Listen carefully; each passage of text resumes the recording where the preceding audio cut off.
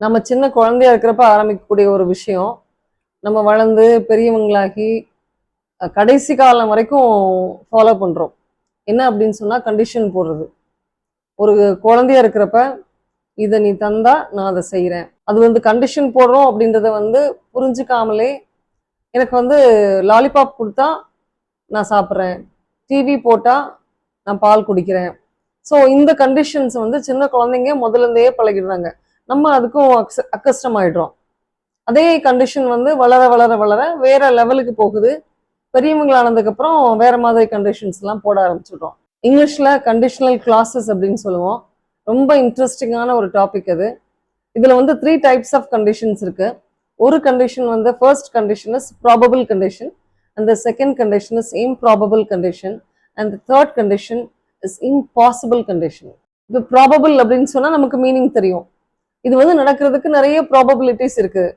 ஒரு ஆக்ஷன் நம்ம மீன் பண்றோம் அப்படின்னோம்னா அந்த ஆக்ஷன் நடக்கிறதுக்கு ப்ராபபிலிட்டிஸ் நிறைய இருக்குது. So we call it probable condition. For example, if you work hard you will pass, if you eat well you will be healthy, if you practice well you will get the first prize, if you play well you will win, if you talk well they will talk with you well.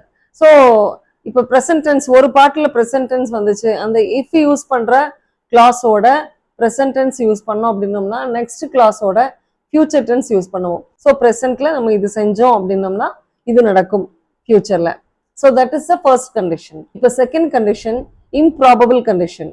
அதாவது இது ஒரு imagination, probabilities கிடையாது. இது வந்து நடக்கிறதுக்கு chances இல்லை, ஆனால் நம்ம இமேஜின் பண்ணிக்கலாம். If I were a bird I would fly, if I were you I would help the poor. If I were in this place, I would not go there. இப்போ நான் சொன்ன இந்த சென்டென்சஸ் எல்லாம் பார்த்தீங்க அப்படின்னு சொன்னா இஃப் யூஸ் பண்ற கிளாஸோட நம்ம என்ன யூஸ் பண்றோம் அப்படின்னோம்னா வர் யூஸ் பண்றோம். இஃப் ஐ வர், இந்த வர் யூஸ் பண்றது எதுக்காக அப்படின்னு சொன்னா இட் ஷோஸ் தி இமேஜினேஷன், இம்ப்ராபபிலிட்டி. இது வந்து நடக்கிறதுக்கு சான்ஸ் இல்லை. இந்த மாதிரி வர் ஃபர்ஸ்ட் பார்ட்ல வர் வரும், இந்த செகண்ட் பார்ட்ல வுட் டூ. இது நடக்கிறதுக்கு ப்ராபபிலிட்டி கிடையாது. நாம வந்து ஒரு பேர்டா பிறக்க முடியாது, நான் நீங்களாக முடியாது, நீங்க நானாக முடியாது.